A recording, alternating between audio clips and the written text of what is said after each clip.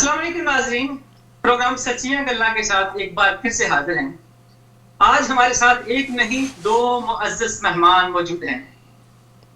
جیسا کہ آپ جانتے ہیں، سربراہ جنت پاکستان پارٹی اور سلطان پاکستان ڈاکٹر اسد اسلام سید، اور دوسرے مہمان ہیں صدام حسین، جنرل سیکرٹری جنت پاکستان پارٹی۔ میں آپ دونوں مہمانوں کو تہہ دل سے خوش آمدید کہتا ہوں۔ بہت بہت شکریہ، بہت بہت شکریہ آپ کا۔ اور یہ پروگرام آپ کا جو ہے ماشاءاللہ ہزاروں کی تعداد میں دیکھا جاتا ہے، ہزاروں لوگ دیکھتے ہیں، بلکہ لاکھوں دیکھتے ہیں، کیونکہ اسی پروگرام کے کلپس پھر بنتے ہیں۔ آج کے اس پروگرام کی ابتدا میں جانتا ہوں کہ آپ نے مجھ سے کہا ہے کہ بہت سارے سوالات آپ کرنا چاہتے ہیں۔ آج کے پروگرام کی ابتدا میں بسم اللہ الرحمن الرحیم 6 ربیع الاول کی رعایت سے کہ 12 ربیع الاول نبی اکرم صلی اللہ علیہ وسلم کی پیدائش مبارکہ کا دن ہے، جشن عید میلاد کے سلسلے میں نبی اکرم صلی اللہ علیہ وسلم کو جہاں صبح و شام خراج عقیدت پیش کرتا ہوں کہ انہوں نے ہم انسانوں کو زندگی کا جو طریقہ بتایا کہ بہترین زندگی گزارنے کے طریقے کیا ہیں، کہ ایک ایسی مملکت کے تابع زندگی گزارو جہاں اللہ کے قانون پر مبنی نظام حکومت ہو، اور ایک ایسا نظام جو تمہیں وہ تمام رزق فراہم کرے جو اللہ نے تمہارے لیے دیا ہے آسمانوں سے، زمینوں سے۔ مملکت وہ رزق تمہیں فراہم کرے، تمہیں دے، تاکہ تم صالحین بن سکو، تاکہ تم اپنی صلاحیتوں کی نشو و نما کر سکو۔ آج میں نبی اکرم صلی اللہ علیہ وسلم کی زندگی اور ان کی تعلیمات کے بارے میں بہت باتیں نہیں کروں گا، صرف ایک بات میں آپ سب کو سنانا چاہتا ہوں، اور وہ سوال ہے جو آج سب لوگوں کے دلوں میں ہے کہ موت کے بعد بھی کوئی زندگی ہے؟ یہ سوال اکثر لوگوں کے دلوں میں ہوتا ہے کہ یار یہ سب ایسی باتیں ہیں، ہم اپنے دل کو خوش کرنے کے لیے بہلاوے دے لیتے ہیں۔ تو سورۃ البقرہ کی جو آیت نمبر 26 ہے، یعنی آپ دیکھو قرآن کی ابتدا ہو رہی ہے، اور اس پیغام کی ابتدا میں کہا یہ گیا ہے کہ وہ لوگ جو ہجرت کر کے مدینے کی ریاست میں آ کے بسے ہیں، جہاں ان کو رزق کی مساوی تقسیم کا نظام میسر ہے، تو وہ لوگ تو ایک جنتی زندگی گزار رہے ہیں، اور کہا کہ یہ جنتی زندگی جو یہ گزار رہے ہیں، اس میں کوئی اس زندگی کی انتہا نہیں ہے، موت کے بعد بھی یہ زندگی جنتی زندگی چلتی جاتی ہے، اس لیے کہ جو لوگ ایک ایسی زندگی گزارتے ہیں جس زندگی میں وہ اپنی پوٹینشلز کی، صلاحیتوں کی نشو و نما کر سکیں، جنہیں صالحین کہا ہے، تو موت کے بعد بھی ان کی زندگی اسی طرح سے جنتی زندگی چلتی ہے۔ یعنی جو لوگ اس دنیا میں جنتی زندگی گزارتے ہیں انہیں موت کے بعد زندگی ملتی ہے۔ اور اس کے بعد اس آیت 25 کے بعد جو 26ویں آیت ہے، اس میں جو عظیم الشان حقیقت بیان کی گئی ہے، ان اللہ لا یستحیی، اللہ موت کے بعد زندگی نہیں دیتا۔ کن کو؟ ان لوگوں کو ان یضرب مثلا ما بعودۃ فما فوقہا، وہ لوگ جو زندگی یوں گزارتے ہیں جن کی زندگیوں کی مثال ویسے ہے جیسے مچھر کی زندگی ہو، جیسے مچھر، کاکروچ، کیڑے مکوڑے، اس قسم کی زندگیاں جو گزارتے ہیں انہیں موت کے بعد زندگی نہیں ملتی۔ ان اللہ لا یستحیی، اللہ موت کے بعد زندگی نہیں دیتا ان کو جو اپنی زندگیاں مکھیوں اور مچھروں کی طرح گزارتے ہیں۔ آپ نے دیکھا مکھی ہو، مچھر ہو، گائے ہو، بھینس ہو، گائے کے بچے کو پہلے دن جو پیدا ہوتا ہے تو اسے اور کچھ بننا نہیں ہوتا، وہ سب کچھ بن گیا ہوتا ہے جو اس نے بننا ہے۔ انسان کا بچہ وہ ہے جو اپنے اندر پوٹینشلز لے کے آتا ہے کہ میں کچھ بن کے دکھاؤں، میرے اندر بہت صلاحیتیں ہیں، لیکن ان پوٹینشلز کی نشو و نما کے لیے ایک ایسا نظام چاہیے جہاں اس کے پوٹینشلز کو کی نشو و نما کا موقع اسے مل سکے۔ ایسا نظام پاکستان میں میسر نہیں ہے، ایک غلام قوم کے پاس ایسا نظام میسر نہیں ہے، اسی لیے ہزاروں لاکھوں پاکستانی ہجرت کرتے ہیں پاکستان سے۔ کیوں؟ اس لیے کہ غلام پاکستان، یہ جو غلامستان ہے نیٹو کا بنایا ہوا، اس میں آپ کی زندگیوں کی نشو و نما اور نمود ہوتی ہی نہیں ہے۔ تو یہ جو ہم ہر مرنے والے کے بارے میں کہہ دیتے ہیں کہ جی بس اگے جنتا چلے گئے نے، یاد رکھو نبی اکرم صلی اللہ علیہ وسلم نے فرمایا ہے، اور اگر آپ کو ان کے قول پر ایمان ہے، فرمایا کہ جو اس دنیا میں جنتی زندگی گزارتے ہیں جہاں انہیں تجری من تحت حل انہار، جہاں ان کے پیروں کے نیچے ریورز، دریا بہ رہے ہیں ریسورسز کے، جو ایسی زندگیاں گزارتے ہیں، ان لوگوں کی زندگیاں، ان کی زندگیوں کو اس زندگی کے بعد ایک اگلی زندگی ان کی شروع ہو جاتی ہے۔ ہم لوگ جو یونائٹڈ اسٹیٹس آف امریکہ ہجرت کر کے آئے، آپ شہباز صاحب یورپ گئے ہیں، تو یہ اسی زندگی کی تلاش میں کہ آپ اپنی صلاحیتوں کی نشو و نما کر سکیں، اسی زندگی کی تلاش میں کہ میرے جو ریئلائزیبل پوٹینشلز ہیں میں ان کو کچھ بنا سکوں۔ تو یہ جو ہمارے ہاں عقیدہ چلتا آ رہا ہے لوگوں کا، نبی اکرم کے زمانے میں صلی اللہ علیہ وسلم کے عہد میں بھی عیسائیوں کا اور یہودیوں کا یہی عقیدہ تھا کہ مر گئے تو اگر آپ نے اچھے کام کیے، اچھے کام کس نے فیصلے کرنے ہیں، کس نے اچھے کام کیے، کس نے برے کام کیے؟ تو ہر مرنے والے کے بارے میں، خواہ اس نے کیڑے مکوڑے سے بدتر زندگی گزاری ہو، ہر مرنے والے کے بارے میں ہمارا یہ عقیدہ ہے کہ جی بس اگے جنتا سے چلے گئے۔ کہا ان اللہ لا یستحیی، اللہ موت کے بعد زندگی نہیں دیتا انہیں، ان یضرب مثلا ما بعودۃ فما فوقها، جن کی زندگیوں کی مثال مکھی مچھر کیڑے مکوڑے جیسی ہے۔ آپ نے دیکھا کہ یہ انقلاب محمدی جسے لے کے میں اٹھا ہوں، رزق کی مساوی تقسیم کا نظام، جس میں ہر بوٹے کو پانی ملتا ہے، ہر بوٹے کو درخت بننے کا موقع ملتا ہے، پاکستان میں تو اور ہندوستان میں اور جہاں جہاں پر یہی شیطانی نظام موجود ہے، ایسے کئی پھول کھلتے ہیں جنہیں پھول بننے کا موقع ہی نہیں ملتا۔ تو یہ نظام محمدی، اس کا قیام اس لیے کہ زندگی یہ دس از ون ڈیم چانس جو قدرت نے آپ کو دیا ہے کہ آپ کچھ بن کے دکھاؤ، اور اس کا آپ کو موقع ہی نہیں ملتا اس باجوہ نگری میں، اس جرنیلی نظام میں۔ وہاں پر جو جبر کا نظام آپ کے اوپر قائم ہے، اس میں وہ موقع ہی نہیں ملتا۔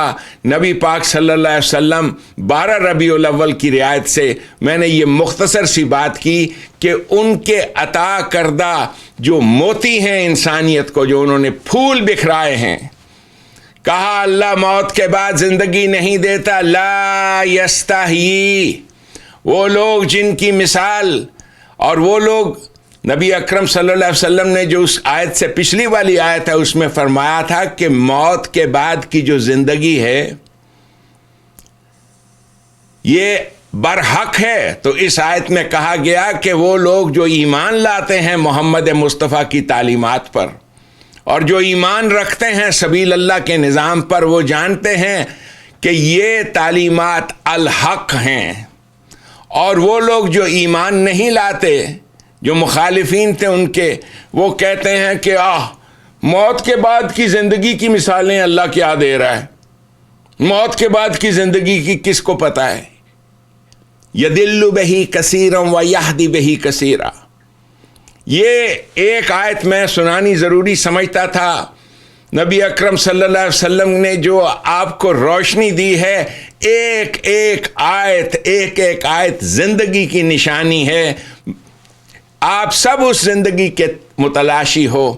یہ جو آپ سب ہجرتیں کرتے ہو، میں پاکستان سے نکلا اس لیے کہ میری زندگی پاکستان میں مکھی اور مچھر سے بدتر زندگی تھی میری.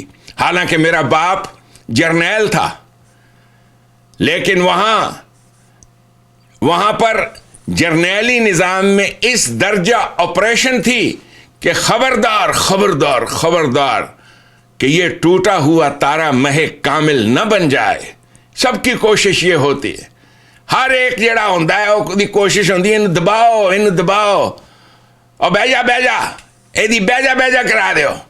آپ دیکھتے ہو، آپ میں سے جو لوگ پاکستان سے نکلے ہیں بیرون ملک یورپ اور امریکہ میں آ کے بسے ہیں، آپ کی بہ جا کوئی نہیں کرا رہا. آپ کے بچوں کی نشو نما ہو رہی ہے، آپ کی زندگیوں کی نشو نما ہو رہی ہے. اور اس جہالت نگری میں پاکستان میں آپ کی نشو نما رکی ہوئی ہے.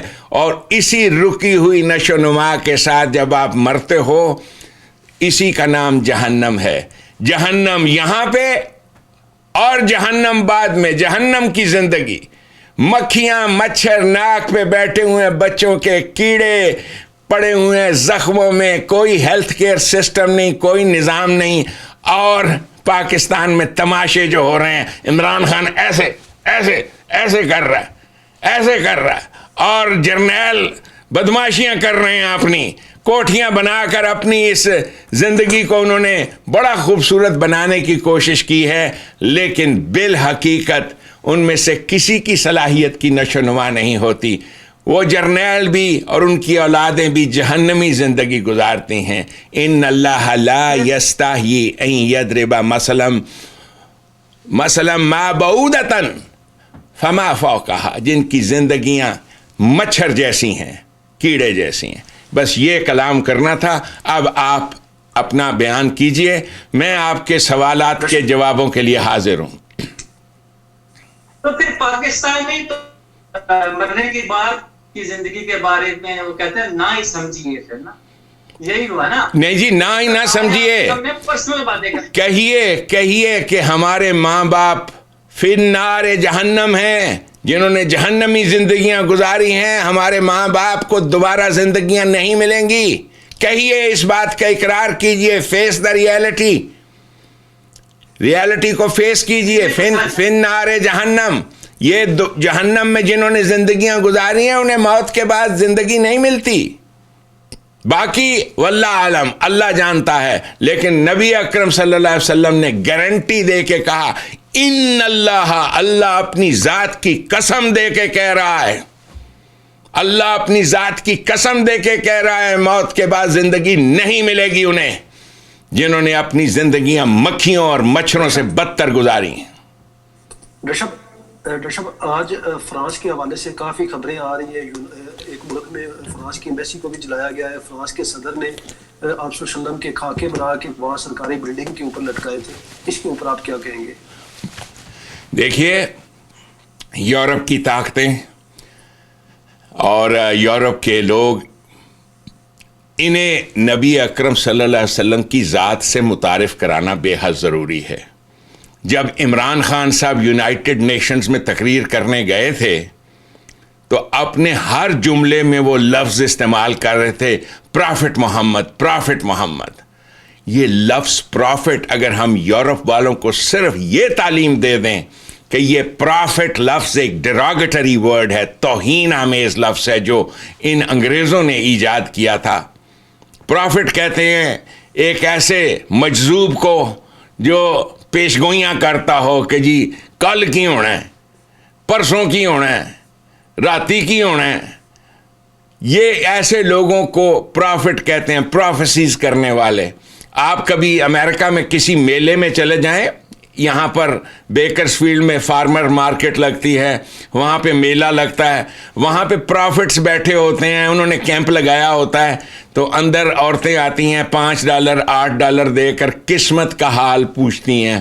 وہ پھر پرافٹ جو ہے وہ ایک کرسٹل بال کے اندر دیکھتی ہے وہ عورت, اور یہ سارا کچھ مذاق کے طور پہ ہوتا ہے. یعنی سب وہ جپسی عورت بیٹھی ہوتی ہے اور وہ پرافٹس ہوتی ہے, وہ بال کے اندر پھر کارڈز دیکھتی ہے اور کہتی ہے ذائچہ یہ بتاتا ہے وہ بتاتا ہے. اس قسم کے لوگوں کو آپ پرافٹ کہتے ہیں. بے حد ضروری ہے کہ یورپ والوں کو ہم بتائیں کہ نبی اکرم صلی اللہ علیہ وسلم کیا تھے, اور وہ اسی صورت میں آپ بتا سکتے ہو جب آپ ان کا نظام قائم کرتے ہو. اور وہ نظام محمدی ایسا ہے کہ جس دن یہ نظام قائم ہوا, یورپ کے سارے بت اور یہ جتنے پریزیڈنٹس یورپ اور امریکہ کے ہیں یہ سجدے میں گر جائیں گے, ان کے بت ٹوٹیں گے اس انداز سے, یہ سجدوں میں گریں گے.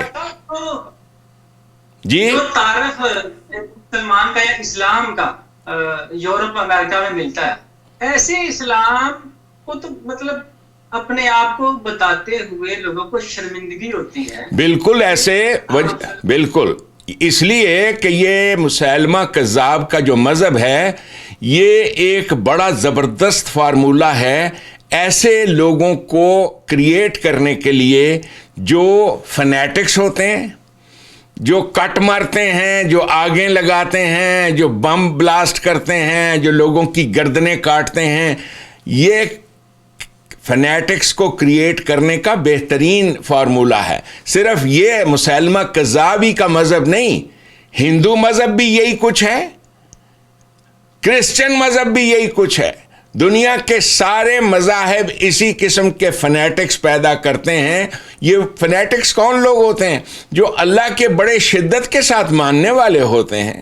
یہاں تک بات بہت اچھی ہے, لیکن جب انہیں اللہ کا نظام میسر نہیں آتا اور اللہ کے نظام کی جگہ وہ ملا اور طارق جمیل کا نظام دیکھتے ہیں, تو اس فرسٹریشن کے نتیجے میں پھر کیا ہوتا ہے, وہ اپنا غصہ کن چیزوں پہ نکالتے ہیں؟ جا کر یورپ میں کسی بس کو آگ لگا دی, کسی اسکول کے پلے گراؤنڈ میں بم چھوڑ دیا, کسی بچوں کو مار دیا, اور اس کے بعد آپ کیا بن گئے؟ غازی علم دین بن گئے. تو یہ ہمارے ہاں جو غلط روایتیں پڑی ہوئی ہیں, غلط روایات پڑی ہوئی ہیں, ان کی نفسیات کے اوپر اس کی تحقیق کرنی بے حد ضروری ہے کہ ایسا کرنے والا انتہائی فرسٹریٹڈ انسان ہوتا ہے. اب فرانس کے جو آپ نے فرمایا کہ فرانس میں ایسا کچھ سب کچھ ہوا ہے, اور باقی دیگر ممالک میں یہ آگ لگتی جائے گی, لگے گی, بار بار لگے گی, اور ہر بار آپ مسلمان جو ہیں آپ کی توہین ہوگی, آپ اپنا منہ چھپاتے پھریں گے. لیکن آپ میں سے بہت سے ایسے لوگ ہیں جو اس شر کو پسند کرتے ہیں اور کہتے ہیں دیکھیے نا بن لادن نے پھر کم تے وہ کھاتا ہے نا, بن لادن نے کم تے وہ کھاتا ہے. یہ جو آپ کے ہاں یہ سوچ ہے کہ ہر وہ کام جو ڈسٹرکٹیو کیا جاتا ہے, آپ کے مذہبی لوگ ان باتوں کو سراہتے ہیں, حالانکہ انہیں چاہیے کہ وہ دیکھیں کہ یورپ اور امریکہ اور باقی اقوام یہ نبی اکرم صلی اللہ علیہ وسلم کی تعلیمات پر عمل کرتے ہوئے انہوں نے تو ایسے فلاحی معاشرے کریٹ کیے ہیں جو طارق جمیلوں کے خواب و خیال میں بھی نہیں ہے. طارق جمیل تو 600 فٹ لمبی حوروں کے قصے آپ کو سنا رہا ہے, اور آپ کا وہ طارق جمیل کا جو محبوب ہے وہ جا کر درگاہ پہ سجدے کر رہا ہے, اور پنکی پیرنی بیٹھی ہوئی تسبیح پھیر رہی ہے. یہ آپ کے ہاں جو فوج نے ڈرامے رچائے ہوئے ہیں, اس لیے کہ آپ ایک آزاد قوم نہیں ہو, یہ سب فوجی ڈرامے ہیں. آپ کے لیے بے حد ضروری ہے to establish that system of government, اور وہ سسٹم نظام محمدی جب آپ اسے اور اس سسٹم کو قائم کرنے میں, یعنی آج اگر میرے پاس میں آپ کو اللہ کی قسم کھا کے کہتا ہوں, if I was sitting on the chair of where Imran Khan is sitting, 3 ماہ کے اندر یہ نظام محمدی قائم ہوگا اور سارا پاکستان اللہ کے نور سے جگمگا اٹھے گا, جہاں اہل پاکستانیوں کو یہ بات بتائی جائے گی کہ آپ کو روٹی, کپڑا, مکان سب کچھ مفت ملے گا. اس نظام میں, اس نظام میں آپ کو سب کچھ مفت ملے گا. جی کارٹون والی جو صدام سے ہم بات کر رہے تھے, جی مذہب آپ دیکھیں نبی کا کریکٹر جو ہے نا وہ کارٹون سے بھی بدتر بنا کے پیش کیا ہے, اس پہ کسی کو اعتراض نہیں. انہوں نے آپ جی میں آپ کی بات کی تصحیح کروں شہباز صاحب, نبی پاک صلی اللہ علیہ وسلم کا جب تذکرہ ہو انتہائی احتیاط کے ساتھ ہمیں الفاظ بولنے چاہیے, آپ کو بھی مجھ کو بھی. نبی پاک صلی اللہ علیہ وسلم کا جو کردار ایرانیوں نے روایات کے ذریعے سے مسخ کیا اور بدلہ لیا انہوں نے کہ مسلمانوں میں یہ عشق محمدی کبھی پیدا ہی نہ ہو, انہیں پتہ ہی نہ چلے کہ نبی پاک صلی اللہ علیہ وسلم حقیقت میں تھے کون, ہو واز ہی. تو ایسا آدمی نعوذ باللہ, وہ 9 سال کی بچی کے ساتھ شادی کرنے والا, ایک رات میں 11 عورتوں, میں یہ باتیں دہرانا ہی نہیں چاہتا. یہ غلط روایات, جھوٹی, اور جو کچھ آپ کی مسجدوں میں سنایا جاتا ہے, میں تو مسجدوں میں نہیں جاتا, اسلامک سینٹروں میں نہیں جاتا, اور میں جانتا ہوں آپ بھی نہیں جاتے. وجہ اس کی یہ ہے کہ جس قسم کی خرافات وہاں پر سنائی جاتی ہے حضور کے ساتھ متعلق, اسی کو لحم خنزیر کہا ہے کہ خبردار ان خنازیر کے ساتھ مت جڑو, ان کے ساتھ الحاق مت کرو. تو پاکستان ایک خنزیرستان بنا ہوا ہے. یہاں پر ہم نے پاکستان بنانے کے بعد اس پاکستان کو ہمیں نہیں معلوم تھا کہ یہ خنزیرستان بن جائے گا, جہاں پر یہ سور ہمارے نیٹو کی وردیاں پہن کر ہمارے جرنیل ہم پہ حکمران ہوں گے اور وہی جمہوری تماشے رچائیں گے. تو یہ جو آپ کے ہاں جو چیز چلتی آ رہی ہے, that is what is going on. اب اس میں حضور نبی پاک صلی اللہ علیہ وسلم کے بارے میں ایسی توہین آمیز باتیں بیان کی جاتی ہیں, اور گورنمنٹ آف پاکستان کو چاہیے, اگر میرے بس میں ہو تو میں طارق جمیل کو پہلے 10 دن کے اندر فی النار جہنم میں ایک چتا جلواؤں بہت بڑی آگ کی, اور اس میں ان طارق جمیلوں کو اٹھا کر پھینکوں, تاکہ دنیا کو پتہ چلے کہ یہ ہیں وہ لوگ جو شر پھیلا رہے ہیں, یہ ہیں اصلی شر. اور یہ قرآن میں ہے کہ جب ان لوگوں سے کہا جاتا ہے تو یہ آگے سے کہتے ہیں کہ ہم تو فساد نہیں پھیلا رہے, ہم تو شر نہیں پھیلا رہے. یہ عہد نبوی میں رسول اکرم صلی اللہ علیہ وسلم کے زمانے میں یہودی بھی یہی کرتے تھے, وہ کہتے تھے انما نحن مصلحون, ہم تو ریلیجس ریفارمرز ہیں, مذہب کی اچھی تعلیم دے. مصلحون, سب سے بڑا ڈیمیج جو انسانیت کو پہنچاتے ہیں وہ یہی ریلیجس ریفارمرز ہیں. وہ کبھی اس انقلاب کو اٹھنے ہی نہیں دیتے, لوگوں کو مفہوم اور تفہیم کے چکروں میں ڈالے رکھتے ہیں. So this is what needs to be done.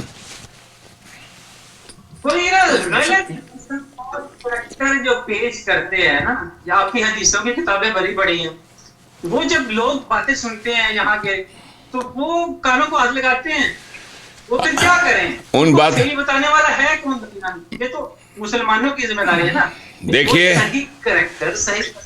وہ ان کی زندگی کے بارے میں یہی تحریک ہے جنت پاکستان ایجوکیشنل مشن. ہمارے جو سننے والے سنتے ہیں, میرے زمانے سے پہلے اور طلوع اسلام, انہوں نے بڑی کوشش کی, غلام احمد پرویز صاحب, اور آج بھی ان کی کتابیں چھپ رہی ہیں کہ حضور نے ایسا نہیں کہا تھا, ایسا نہیں کیا تھا. تو یہ کتابی لیول تک تو یہ کام بہت اچھا ہو رہا ہے, اور جماعت بھی ایسی موجود ہے پاکستان میں ہزاروں کی تعداد میں جو جانتی ہے کہ نعوذ باللہ یہ خرافات ہیں. خود عربوں میں ان کتابوں کے بارے میں لوگ کہتے ہیں کہ ھذا اسرائیلیات, یہ اسرائیلیات ہیں, یہ جھوٹی باتیں ہیں.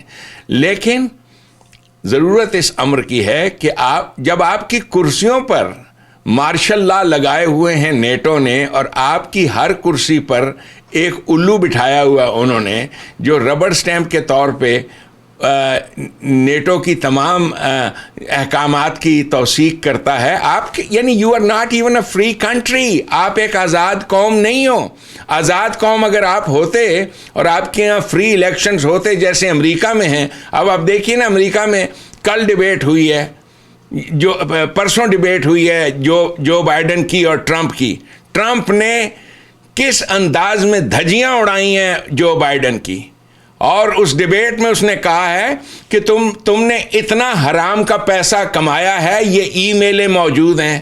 10% تم شیئر لیتے تھے مختلف جگہ یوکرین میں کانٹریکٹ دینے کے لیے اسلحے کا اور باقی چیزوں کا. 10% شیئر لینے کی تمہارے بیٹے کی ای میلیں موجود ہیں. وہ سارا کچھ اس کے منہ پر مارا ہے. اور اس کے بعد ٹرمپ نے اور کیا کیا؟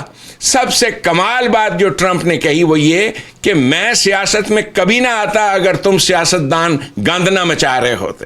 ایگزیکٹلی وہی بات جو میں کہتا ہوں کہ یہ جو پاکستان کے اندر سیاست کے نام پہ یہ جرنیلوں نے, دیکھو جی کون سی پارٹی ہے جسے ان جرنیلوں نے کھڑا نہیں کیا.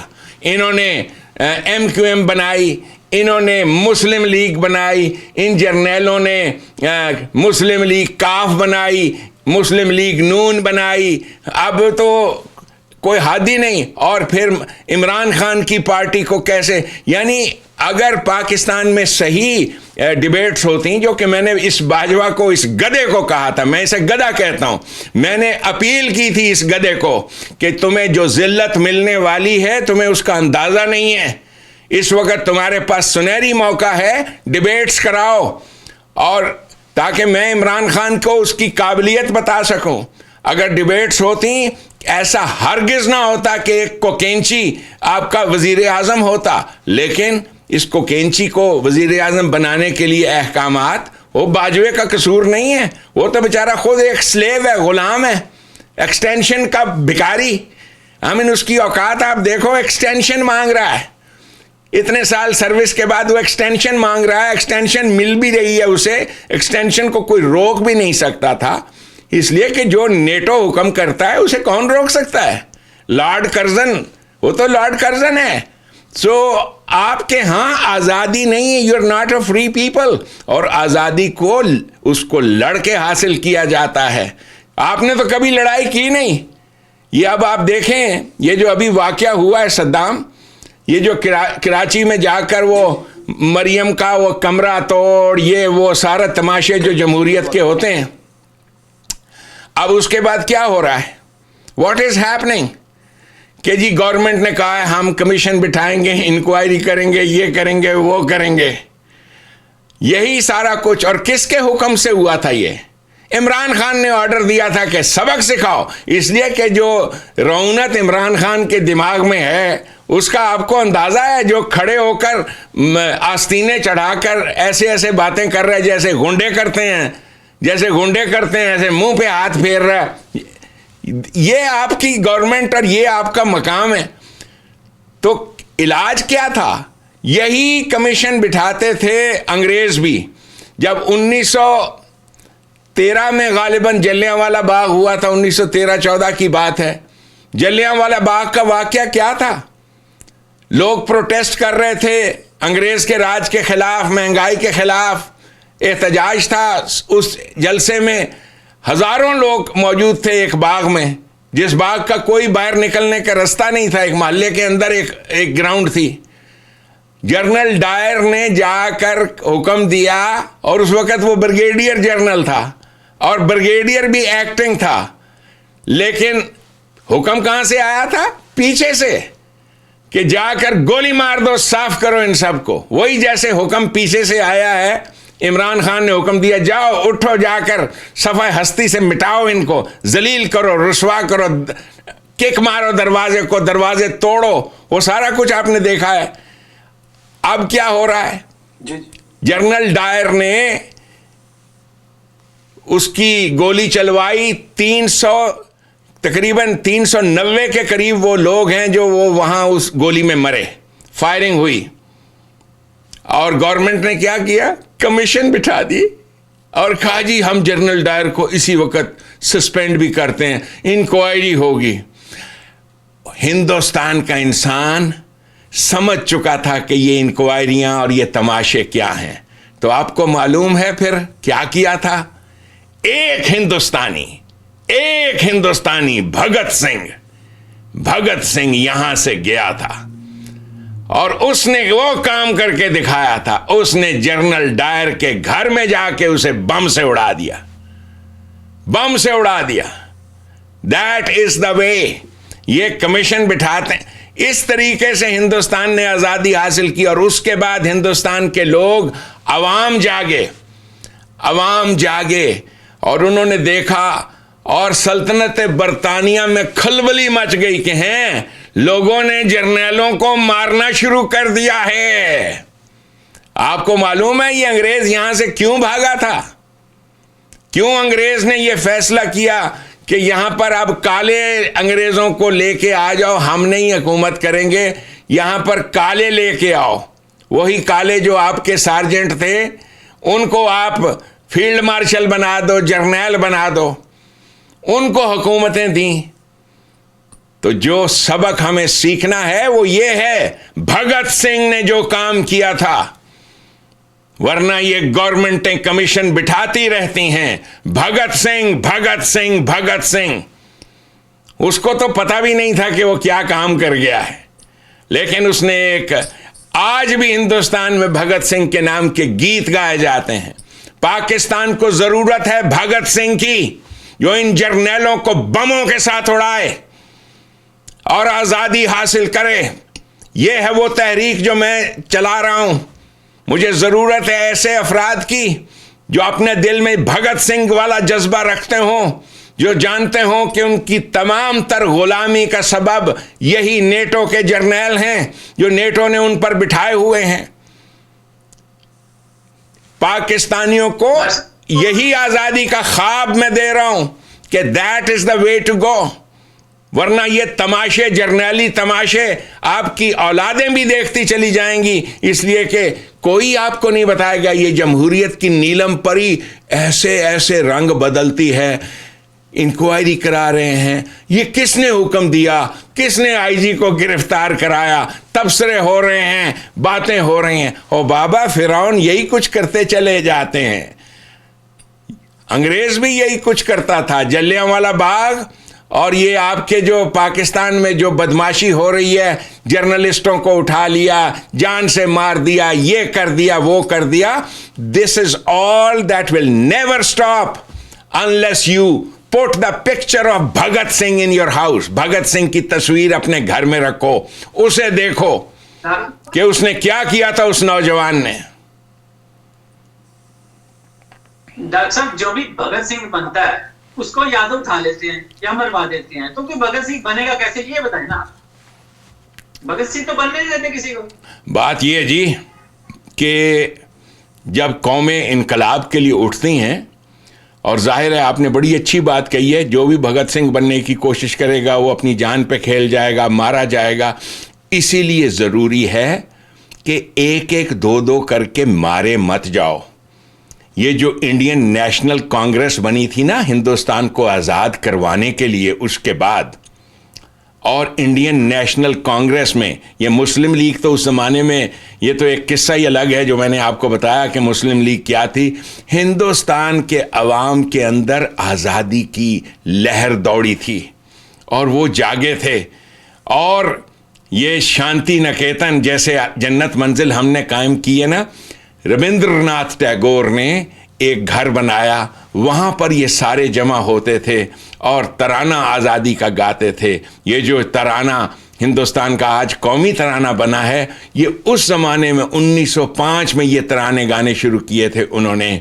जन गण मन, ये जो आज़ादी के तराने हैं, हिंदुस्तान के तराने, जो आज हिंदुस्तान का कौमी तराना है, मैंने खुद भी एक बार सुनाया है, वो इसके अल्फाज बेहद खूबसूरत हैं, जिसमें आज उसमें वही बातें कही गई हैं जो नबी अकरम सल्लल्लाहु अलैहि वसल्लम अपनी तालीमात में पेश करते थे कि अल्लाह के सिंहासन की बात है, अल्लाह के अर्श की बात है इस तराने में। सो ये तहरीक जैसे इंडियन नेशनल कांग्रेस की तहरीक थी, फिर उसके बाद एक ऑर्गेनाइज्ड अंदाज में तहरीक चलती है, और फिर اگر آپ سمجھتے ہو کہ پاکستان میں ایک پولیٹیکل تحریک آرگنائزڈ انداز میں چل کر ان جرنیلوں کو زیر کر سکتی ہے، forget it، بھول جاؤ، بھول جاؤ، بھول جاؤ، خبردار نام بھی مت لینا اس غلط سوچ کا کہ آپ سیاسی تحریک کے ذریعے سے ان جرنیلوں کو زیر کر لو گے۔ وہ ایسے کبھی بھاگے ہیں جرنیل؟ یہ کبھی نہیں بھاگتے۔ اس کام کے لیے سلطان پاکستان آپ سے کہہ رہا ہے 5000 والنٹیئر مجھے دے دو، 5000 ایسے افراد جو میرے ساتھی بن جائیں، تاکہ جب میں پاکستان پہنچوں تو میں تمہارے بیچ میں کھڑے ہو کے تمہیں بندوق پکڑ کے بتاؤں گا کہ کیسے میں حسین بن کے دکھا رہا ہوں آپ کو۔ ہمارے بزرگ بچپن میں ہمیں یہ تعلیم دیتے تھے، لیو لائک علی ڈائی لائک حسین، حسین کی طرح سے مرنا ہے۔ لیکن ان الحق کہے بغیر نہیں مرے کوئی، سب نے ان الحق کہا، تو یہ ان الحق اس کا وقت آیا ہے، اور انشاءاللہ تعالی میں اس مردہ قوم کے اندر تلاش کر رہا ہوں ایسے 5000 افراد کو جو متقین ہوں، جن کے دلوں میں کوئی خوف نہ ہو سوائے اللہ کے، اور جو واقعتاً یہ جذبہ رکھتے ہوں کہ انہوں نے پاکستان کو ان جرنیلوں سے پاک کرنا ہے۔ یہ جرنیل تو چیز ہی کچھ نہیں، یہاں سے گورا بھاگ گیا تھا تو یہ جرنیل بھی بھاگیں گے، یہاں سے گورا جیسے بھاگا ہے۔ ان جرنیلوں کا یہ تماشا پبلک کو سب سمجھ آ گئی ہے، پاکستان کے عوام کو ملی نغموں کے ذریعے سے ان جرنیلوں نے بڑا بیوقوف بنایا ہے، بڑا بیوقوف بنایا ہے۔ خود بہترین کوٹھیوں میں رہتے ہیں جہاں صبح صبح ان کے بچوں کو ایک 4 نوکر آ کر بیڈ ٹی پیش کرتے ہیں، ملی نغمے سنوا رہے ہیں آپ کو، جذبہ شوق شہادت کی دعا پیش کروں، آہا ہا ہا۔ اور مر کون رہا ہے؟ پاکستان کا غریب سپاہی لال خان، لال حسین، نور محمد۔ یہ ان جرنیلوں کا بنایا ہوا تماشا پاکستان کو اس سے پاکستان اب آزاد ہو گیا ہے، نکل رہے ہیں لوگ جان گئے ہیں، اس لیے کہ کسی نے ان خبیثوں کو للکارا ہی نہیں تھا کہ یہ نیٹو کی وردیاں پہنے ہوئے جو آپ پر مسلط ہیں، we need to kick them out, انہیں نکالنا ہے ہمیں جی ایچ کیو سے۔ امریکہ میں ابھی جو الیکشن ہوا ہے تو کس چیز کا الیکشن ہے؟ کمانڈر ان چیف کا الیکشن ہے۔ کس چیز کا الیکشن ہے؟ کمانڈر ان چیف کا۔ Donald Trump president of the United States کیا ہے؟ Commander in chief of Pakistan of American armed forces, وہ کمانڈر ان چیف ہے۔ میں ڈاکٹر صاحب امتداد کی بات دیتی ہے تے مینوں لگتا ہے جنی جرنیلاں دی مٹی پلید ہون ہوندی سی پاکستان وچ تہاڈی ابتدا تسی نہ کیتی ہوندی اینی ہونی نہیں سی۔ مینوں لگدا ہے انج بہت مٹی پلید ہو رہی ہے، ہر بندہ بولدا ہے کہ جنہاں دے خلاف۔ دیکھو جی، میں نبی اکرم صلی اللہ علیہ وسلم کے غلاموں کے قدموں کی خاک کے برابر بھی نہیں ہوں، لیکن اس نور کو میں نے اپنے سینے سے لگایا ہوا ہے جو ان کی تعلیمات کا نور ہے۔ تو مجھے قرآن کی تعلیم سے پتہ چلا ہے یہ بات کہ پہلا بت ابراہیم نے توڑا تھا، اور ابراہیم نے جب پہلا بت توڑا اس کے بعد نمرود کی خدائی ختم ہوئی۔ تو میں نے جرت کر کے اس بت کو توڑا کہ لوگ کہتے تھے اوہ یہ کیا بات کر رہا، آپ نے یہ سوچا بھی کیسے؟ اور لوگوں نے کہا کہ ان بتوں کی پوجا تو ہمارے آباء و اجداد کرتے چلے آئے ہیں، آپ یہ ہمیں نئی باتیں سنا رہے ہو۔ آپ کو معلوم ہے 10 سال میں نے یہ باتیں سنی ہیں، 10-11 سال مجنون پاگل کیا کیا ان کا پروپیگنڈا جو سیل ہے کیا کیا کچھ کہتا ہے ہر انقلابی کو، اس لیے کہ قرآن میں ان کے قدموں کے نشان موجود ہیں، انقلابیوں کے قدموں کے نشان، اور اس میں سب سے زیادہ جگمگ روشن، سب سے زیادہ جگمگ روشن حضور نبی اکرم صلی اللہ علیہ وسلم کے قدموں کے نشانات ہیں کہ انقلاب وہ کیسے لائے تھے۔ سب سے بڑا احسان ان کا یہ ہے کہ اس انقلاب کا سارا راستہ آپ کے سامنے رکھ کے چلے گئے ہیں کہ یوں آیا تھا انقلاب، یہ ہے طریقہ۔ اس انقلاب کے جو خد و خال ہیں، آکم الصلاۃ، صلاۃ کیا ہے، اور وہ تمام جو مذہب کے ڈھکوسلے انہوں نے بنا رکھے ہیں، میں نے وہ سارے بت توڑے ہیں، اور میں نے بتایا ہے اس مردہ قوم کو کہ یہ تھے نبی پاک صلی اللہ علیہ وسلم۔ 95 جنگیں لڑی تھیں، 95 ملٹری ایکسپیڈیشنز، 10 سال کے عرصے میں یوں آیا تھا یہ نظام محمدی۔ تو آپ کی بات بالکل صحیح ہے شہباز صاحب، یہ بت سب سے پہلے توڑا ہے، میں نے توڑا ہے، اور کسی کو تو توڑنا تھا۔ وہ جو اقبال نے کہا تھا یہ دور اپنے براہیم کی تلاش میں ہے، صنم کدا ہے جہاں لا الہ الا اللہ، تو کسی کو تو یہ کام کرنا تھا۔ شہباز صاحب آپ کا ویڈیو کبھی آتا ہے کبھی جاتا ہے؟ ڈاکٹر صاحب میرا سوال ایک ہے کہ پاکستان میں آئی جی سندھ ہو گیا، ممبر قومی اسمبلی ہو گئے، وکلاء جو ہو گئے، صحافی ہو گئے، سب لاپتہ ہو جاتے ہیں، ان کو یہاں تحفظ نہیں ہے، تو عام آدمی کیا کرے گا؟ کیسے وہ بات کرے، کیا کرے یہاں پہ؟ اسی لیے تو جی عام آدمی وہاں سے ہجرت کرنے پہ تلا ہوا ہے۔ یہ جو ہزاروں کی تعداد میں، آپ کو بھی معلوم ہے کتنے واٹس ایپ گروپس میں ہمیں جو نوجوان لکھتے ہیں کہ ہمیں اپنے انقلابی اس میں شامل کرو، ہمیں شامل کرو۔ ہم نکلنا چاہتے ہیں پاکستان سے، ہمیں کسی طریقے سے نجات کا رستہ دکھاؤ۔ یہ اسی لیے ہے کہ وہاں پر ان بدماشوں نے خوف اور ہراس کی جو فضا پھیلائی ہوئی ہے، انہیں پتہ نہیں ہے کہ یہ سوشل میڈیا کا دور ہے۔ ان جرنیلوں کو بالکل اندازہ نہیں ہے کہ بے زبانوں کو زبان مل گئی ہے۔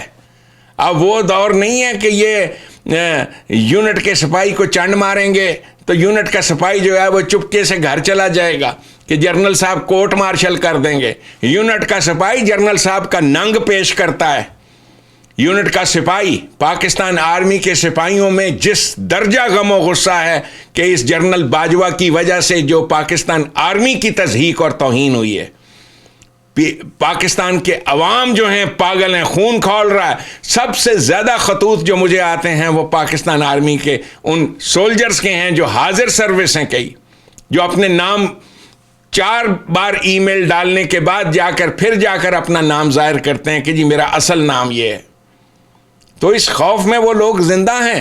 تو پاکستان کو جو انہوں نے جو بھنگ کا، افیون کا تماشا کیا ہے، people are getting out of it, اور that revolution is not far, انشاءاللہ تعالی اٹ ول بی۔ آپ دیکھتے جائیے وہ جو تنزیلاً منزل با منزل آگے آئے گا، یہ رستہ یہ بالکل آئے گا۔ جیسے سیڑھیاں ہوتی ہیں نا، تو ایک پوڑی پھر اگلی پوڑی پھر اگلی پوڑی، یہ سیڑھیوں والا خدا ہے۔ نبی پاک صلی اللہ علیہ وسلم نے جو تعلیمات دی تھیں وہ یہی کہ وہ آپ کو انقلاب کی سیڑھیاں دکھاتا ہے کہ یہ ہے فرسٹ سٹیپ، سیکنڈ سٹیپ۔ مجھے بہت سے لوگ کہتے ہیں آپ پاکستان آ جاؤ، میں انہیں کہتا ہوں آپ کو سیڑھیاں نظر نہیں آ رہی، میں سیڑھیاں چڑھ رہا ہوں اس انقلاب کی۔ تو آپ ڈاکٹر صاحب ڈونلڈ ٹرمپ کی پارٹی میں بھی ہیں اور ڈونلڈ ٹرمپ امریکہ کا صدر بھی ہے، تو آپ وہاں سے بھی تو کچھ کوشش کر سکتے ہیں نا اس انقلاب کو پاکستان لانے کے لیے۔ دیکھیے جی، اس بارے میں سوچا؟ دیکھیے، قوم کو جس وقت آزادی چاہیے ہوتی ہے اللہ اس وقت ان کو آزادی دیتا ہے، اور خود بخود ٹوٹ کے گرتی نہیں زنجیر کبھی۔ کیا ہے؟ نور جہاں نے یہ گانا بھی گایا ہوا، خود بخود ٹوٹ کے گرتی نہیں زنجیر کبھی، بدلی جاتی ہے بدلتی نہیں تقدیر کبھی۔ تقدیر کو بدلا جاتا ہے، تقدیر کو جنگ کر کے بدلا جاتا ہے، اور اس کے علاوہ اسی کو صلات کہتے ہیں، جنگ کر کے تقدیریں بدلی جاتی ہیں۔ تو یہ جو پاکستان کے اندر پیغام جا رہا ہے، میں اس سے بڑا مطمئن ہوں، کیونکہ میں I am working towards that goal, انشاءاللہ۔ لیکن انٹرنیشنل اس کا بھی کوئی ہاتھ ہوتا ہے نا ہر کام میں، جیسے ابھی بھی چیف آف آرمی اسٹاف اگر امریکن پریزیڈنٹ لگاتا ہے، اور ایون سیاسی پارٹیوں کا انتخاب بھی وہی کرتے ہیں، تو اس میں تھوڑی سی مدد اگر ان سے مل جائے تو کیا حرج ہے؟ سلطان ٹیپو کی جو وصیت ہے نا بیٹا، اسے ایک بار پھر اس نظم کو پڑھو، ٹھیک ہے؟ وہ اس میں ایک شعر ہے، باطل دوئی پسند ہے، حق لا شریک ہے، شرکت میں آنا حق و باطل نہ کر قبول۔ سلطان ٹیپو بھی چاہتا نا سمجھوتا کرنا، تو سلطان ٹیپو باجوہ کی جگہ وہ بھی سمجھوتا کر کے سارے ہندوستان کا آرمی کا چیف بنا ہوتا۔ یہ جو لوگ مجھے سمجھوتے کا راستہ بتاتے ہیں، اللہ جانے کتنے لوگوں نے حضور نبی اکرم صلی اللہ علیہ وسلم کو سمجھوتے کے راستے دکھائے ہوں گے۔ شرکت میان آئے، اسی کو شرک کہتے ہیں، یہ سمجھوتے کرنا۔ شرکت میان آئے حق و باطل نہ کر قبول، میرے لیے ہرگز ہرگز ہرگز کوئی دوسرا اور راستہ نہیں ہے سوائے اس کے کہ پاکستان کے عوام خود اٹھیں اور اپنی آزادی حاصل کریں۔ ٹھیک ہے، قوموں کو دوسری قوموں سے مدد ملتی ہے جنگ آزادی میں، بنگلہ دیش کی آزادی میں ہندوستان نے مدد کی تھی، ورنہ بنگلہ دیش کے لوگ کبھی آزاد نہ ہوتے۔ بہت سے لوگ، بہت سی طاقتیں، بہت سے ملائکہ کا ذکر ہے قرآن کریم میں جو آتے ہیں لوگوں کو نجات دلانے کے لیے، قوموں کو نجات دلانے کے لیے، لیکن وہ اس وقت ملائکہ آتے ہیں جب آپ خود اٹھ کر اپنے پیروں پر کھڑے ہو۔ پہلے آپ 5000 آدمی تیار کر لو، پھر اس کے بعد دیکھو کیسے ملائکہ کی فوجیں آتی ہیں آپ کے ساتھ شامل ہونے کے لیے۔ That will happen. It will come انشاءاللہ۔ اب آپ ایسا کریں، تھوڑی ساری یار کوئی میٹھی باتیں بھی کیا کرو، کوئی میٹھیاں گلاں بھی کرو۔ سر جی میں ایسی بڑی پرائیویٹ آج میرا ارادہ سی میں آپ کو پوچھا، آپ اپنے بارے میں بتائیں، آپ کہاں پیدا ہوئے، تعلیم کیسے حاصل کی، اور یہ روشنی آپ تک مذہب کی جنگل سے کیسے نکلے، جنگل سے، اور یہ روشنی آپ تک کیسے پہنچی، آپ کی شادی، لو میرج، ارینج، یہ سوال میں نے آپ سے کر دیے تھے۔ اس کے لیے آپ اگر آپ بتانا چاہیں سیگمنٹ کر لیتے ہیں۔ وہ بیٹھی ہوئی ہیں اور سن رہی ہیں آپ کی باتیں لو میرج کے بارے میں اور باقی چیزوں کے بارے میں۔ ہر انسان کرتا ہے نا، آپ محبت کی ہوگی، کیسے کی، کس نے پہلے کیا پرپوز؟ دیکھیے جی، میں آپ کو میری زندگی کے بارے میں پتہ نہیں ہے، آپ سمجھتے ہیں کہ کوئی دنیا میں ایسی عورت ہوگی جو مجھے پسند کر لے گی؟ یا میں اس قابل تھا کہ میں جا کے کسی سے کہوں کہ جی میں بڑی انقلابی سوچ رکھتا ہوں، کٹ مرنے کا ارادہ ہے میرا حق کے لیے، اور آپ میرے ساتھ بیاہ کر لیں؟ ایسے ہم جیسے لوگوں کو یہ عشق، محبت، یہ کھیل وغیرہ، یہ کسی مجھے، یعنی آپ موجود ہیں میرے کلاس فیلوز، طالب علم میرے ساتھ کے جو بھی ہیں، میرے کلاس فیلوز موجود ہیں۔ میری کلاس میں بڑی پیاری پیاری لڑکیاں پڑھتی تھیں، بڑی خوبصورت لڑکیاں میری کلاس میں کنگ ایڈورڈ میڈیکل کالج میں۔ اور جہاں تک لڑکیوں کو یعنی جو مجھے اچھی لگتی ہیں لڑکیاں بہت، تو جیسا کہ آپ جانتے ہیں تو یہ تو بچپن سے بھی آپ کو بہت اچھی لگتی ہیں۔ تو بچپن ہی کی بات ہے میرے کہ مشرقی پاکستان میں ہم جب رہتے تھے، میری عمر اس وقت 12 سال تھی، 12 سال تو نہیں، 10 سال کے قریب تھی، 10 سال، 1960 کی بات ہے، 9 اور 10 سال، 1960-61۔ تو وہاں میرے والد صاحب کے بہت اچھے، میرے والد صاحب بھی میری طرح کے آدمی تھے، بہت زیادہ لوگوں کے ساتھ دوستیاں ان کی نہیں تھیں۔ تو ایک آرمی کے ایک اور میجر صاحب تھے وہاں پہ، میرے والد صاحب کیپٹن تھے اس زمانے میں، آرمی کے میجر صاحب تھے، ان کے ساتھ بڑی دوستی تھی، اور ان کا نام میجر قمر الدین تھا، ڈاکٹر تھے وہ بھی، ان کی بیوی کا نام ستارہ تھا۔ تو ہمارے گھر پہ وہ کبھی کبھار وہ دعوت پہ ایک آدھ بار وہ لوگ آئے، یا میرے والد صاحب کے ان کے مراسم تھے، لیکن میرے والد صاحب ہم کو لے کر گئے ان بچوں کے ساتھ۔ ہم لوگ رہتے تھے وہاں ڈھاکہ کے، جو مشرقی پاکستان کا جو شہر ہے ڈھاکہ، وہاں ہم اس کے شہر میں رہتے تھے، بلکہ یوں سمجھ لیجئے جو مشرقی پاکستان کا جو وہ ایک علیحدہ علاقہ ہے جس کو کنٹونمنٹ کہتے ہیں، یہ فوجی لوگ وہاں پر رہتے تھے۔ میرے والد صاحب شہر میں رہتے تھے، عظیم پور کالونی میں۔ تو وہ وہاں سے عظیم پور کالونی سے اس زمانے میں وہاں پر جانا، رکشہ وغیرہ کے اوپر جانا یا ٹیکسی کرا کر جانا، اور ٹیکسیاں وغیرہ بھی تھیں نہیں, اور اس وقت میرے والد صاحب کے پاس کوئی ایسی کار شار نہیں تھی. ان کے پاس موٹر سائیکل تھی, تو موٹر سائیکل کے اوپر وہ بچوں کے ساتھ اور ماں میری کو یہ 2 ٹرپس وہ کرتے تھے, کبھی کسی کے یہاں جانا ہوتا تھا تو اسی طرح سے میرے والد صاحب ہمیں لے کر گئے نائلہ کے گھر. کھیلنے کودنے ہم جاتے تھے, تو وہاں پر یہ 2 لڑکیاں تھیں چھوٹی چھوٹی, میرے سے تو چھوٹی تھیں, تو یہ کھیلتی کودتی تھیں وہاں پہ. ایک نائلہ تھی, ایک نائلہ کی بہن تھیں, تو وہ وہاں پہ جو تھیں وہ کھیلتی کودتی تھیں ہمارے ساتھ آ کے.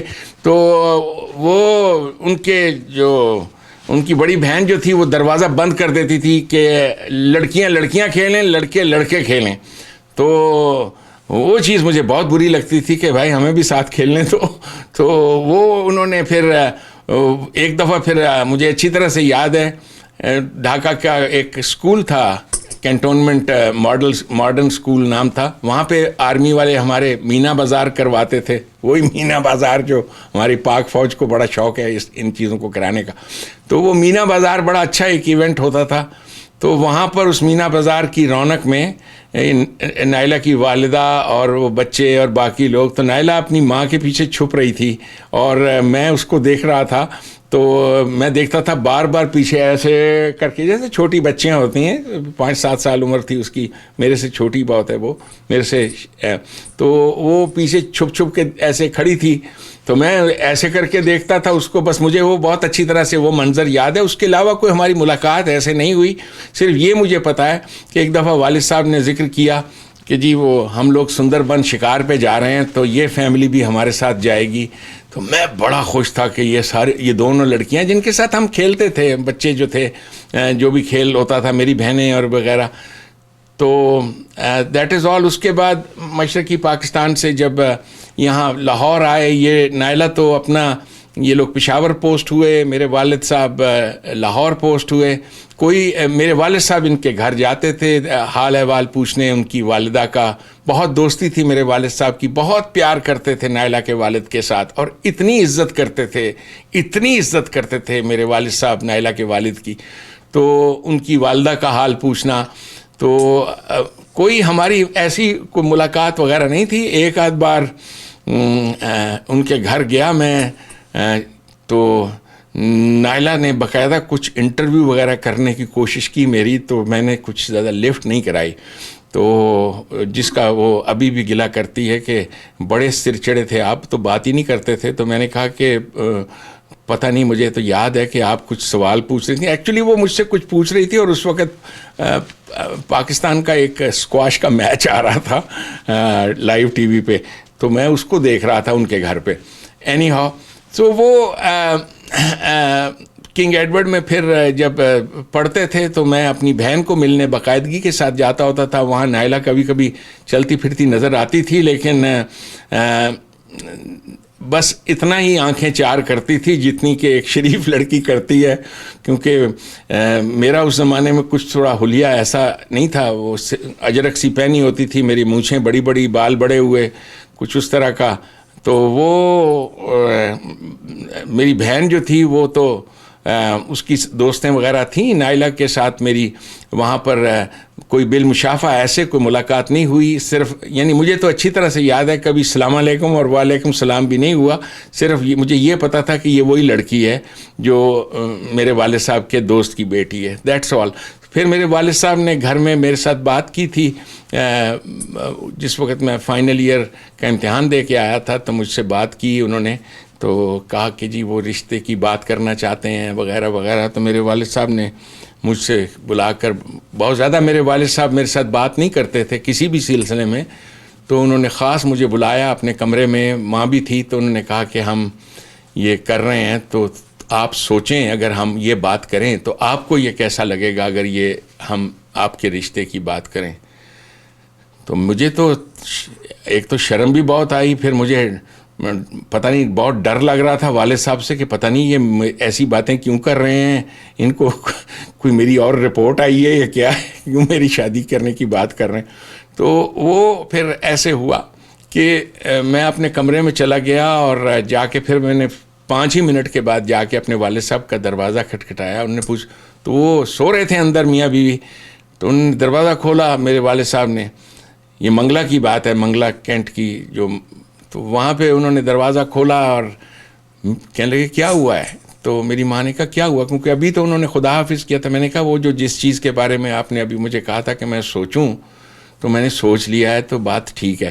تو اس میں میری ماں بہت ہنسی اور میرے والد صاحب بھی بہت ہنسے اور کہنے لگے کہ میرا مطلب یہ نہیں تھا کہ آپ 5 منٹ سوچیں, آپ جا کے لڑکی سے ملیں, وہ آپ کی بہن کے ساتھ ہے. میں نے کہا جی وہ مل لے بس. تو میرے والد صاحب نے پھر مجھے کہا اندر آ جاؤ. مجھے کرسی پہ بٹھایا اور لائٹ بند تھی, لائٹ جلائی. انہوں نے کہا بیٹا میری بات سنو, جو میں ان کے والد کو چٹھی لکھوں گا اس کے بعد اس کال سے ہم پھر نہیں سکتے. Do you understand that? میں نے کہا جی آئی انڈرسٹینڈ. پھر انہوں نے کہا کہ جس کا ہاتھ پکڑو گے مرد اپنی جان دے دیتا ہے, اس کا ہاتھ نہیں چھوڑتا. Do you understand that? میں نے کہا جی آئی انڈرسٹینڈ. پھر انہوں نے تیسری بات جو مجھ سے کہی وہ یہ, اور بڑی نصیحت آمیز بات میں آپ کے پروگرام کے ذریعے سے بتانا چاہتا ہوں. انہوں نے کہا کہ ہر شادی اللہ تبارک تعالیٰ آپ کو اس میں اپرچونٹی دیتا ہے گروتھ کی. اگر تمہاری بیوی کے اندر 10 ایسی خامیاں موجود ہوں تو ان خامیوں کے باوجود تم نے سمجھنا ہے کہ یہ اللہ تعالیٰ کی طرف سے تمہیں ایک موقع مل رہا ہے تمہاری اپنی نشو و نما کا. تو اس کو اس کی ساری خامیوں کے باوجود اس کو پسند کرنا اور اس کے ساتھ رہنا, یہ ہے چیز. Will you be able to do that? کیونکہ نہ آپ ایک پرفیکٹ انسان ہو نہ وہ پرفیکٹ ہوتی ہے. تو یہ چیز آپ کو سمجھ میں آئی ہے کہ جو بھی کسی کے اندر خامیاں ہوتی ہیں ان کے ساتھ. یہ بات مجھے بعد میں پتہ چلی کہ جب شادی ہو گئی کہ جو خامیاں جو بھی چیزیں ہوتی ہیں آدمی کو انہی کے ساتھ پیار ہو جاتا ہے. آپ کو پتہ ہوتا ہے کہ یہ میری بیوی ایسا ہی کرے گی اور وہی اس کی باتیں آپ کو اچھی لگتی ہیں, پیار ہو جاتا ہے ان کے ساتھ. لیکن یہ اس وقت مجھے نہیں معلوم تھا. ان 3 باتوں کے اوپر میں نے کہا اور نائلہ کے والد صاحب کو میرے والد صاحب کا خط چلا گیا, اور اس کے بعد جو کچھ ہے وہ یہی تھا کہ انہوں نے فوراً جواب میں جو خط لکھا اس میں پہلی لائن تو یہ تھی کہ جی بڑی خوشی کی بات ہے, اور باقی سارا لیٹر جو تھا وہ آرمی میڈیکل کور میں کہ کس کی ٹرانسفر ہو گئی ہے, کس کی کیا پروموشن ہوئی ہے, وہ ساری فوج کی باتیں آپس میں وہ لکھتے تھے.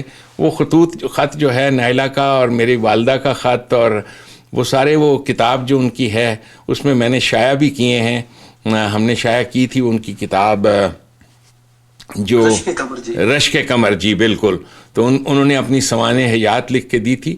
اور تو یہ رومانس کے بارے میں جو نوجوان سوچتے ہیں نا کہ رومانس اور یہ ساری چیزیں, یہ رومانس شادی کے ساتھ ہی شروع ہو جاتا ہے. اور جس لمحے یعنی میں گانے گاتا ہوں, گیت گاتا ہوں, تو گیتوں کے ساتھ میں بڑی ایسوسیشن رکھتا ہوں.